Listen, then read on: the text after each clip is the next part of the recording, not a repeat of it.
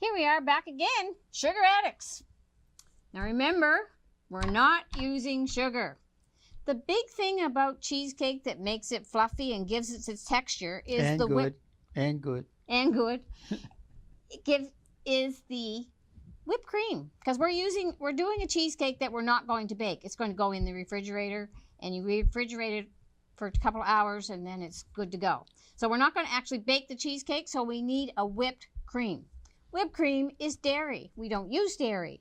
So we have discovered a way to take coconut milk, and if you put it into the fridge overnight, and then you can skim the fat off and whip it, and it's just like whipped cream.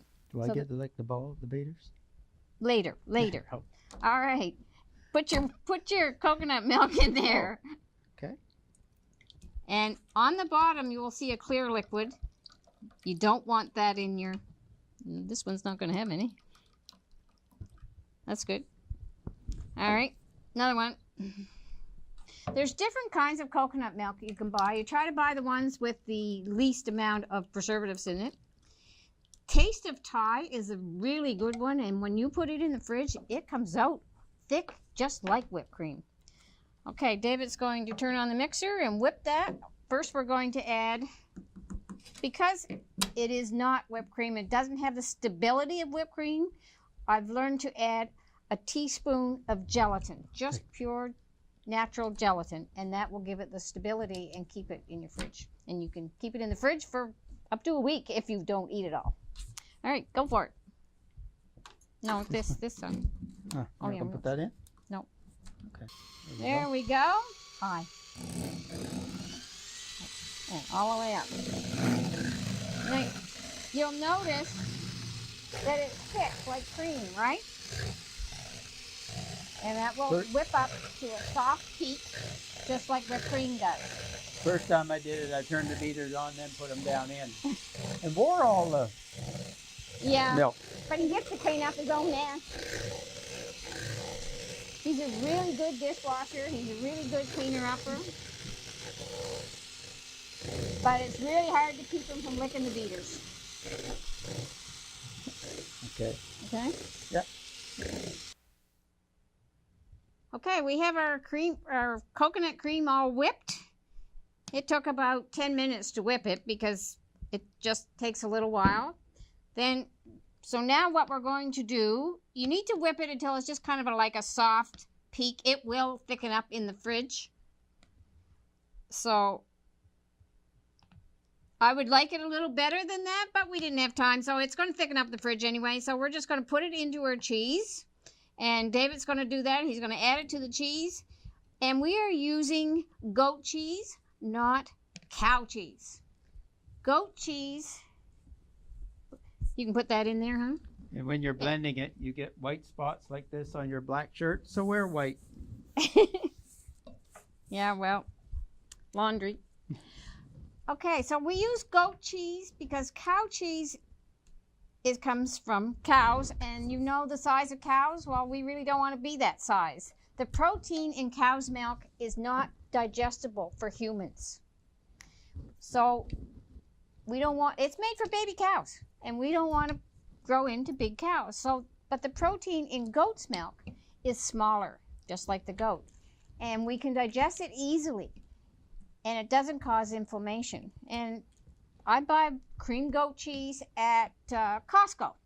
Okay, that's the cheapest place to buy it. You can buy two 10-ounce packages for $5.99, I think. Anyway, so that's the cheapest place to buy your cheese. Of course, when she's picking up 2, I always throw 3 or 4 more in because that way I get 3 or 4 more cheesecakes. That's right. I've seen him put 6 and 8 in my basket, and I'll say, Dave, put those back. He said, well, I need more cheesecake.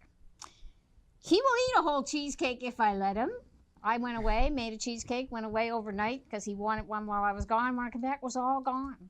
And I said, David, you weren't supposed to eat it all. It was there. It called me, he said. Okay, because we want sweet, which we all want sweet. So we're going to add more xylitol, or sugar. Now, xylitol comes in 3 forms. It comes in your ordinary sugar form. And it comes in icing sugar form. So just like your regular icing sugar, but of course it's a lot sweeter in that form, so we don't use as much of it. So we use a half a cup of the regular xylitol and a half a cup of the icing sugar xylitol. It also comes in now, which is new, I've just found it the other day, in brown sugar form. So if you want to make cinnamon rolls or something like that where you're going to use brown sugar, you can use xylitol. But man, it is really sweet, so go easy on it. How we doing? Don't slap it. Just getting it over the side. You're not supposed to do that? Oh, No. There's a gob. All right, we're going to add the vanilla, teaspoon of vanilla. Go ahead. Dub it. Good job. You're messy. Men are always messier in the kitchen than women. They go right along the same category as kids. But they have a lot of fun. And encourage your husbands to cook, ladies, because they can.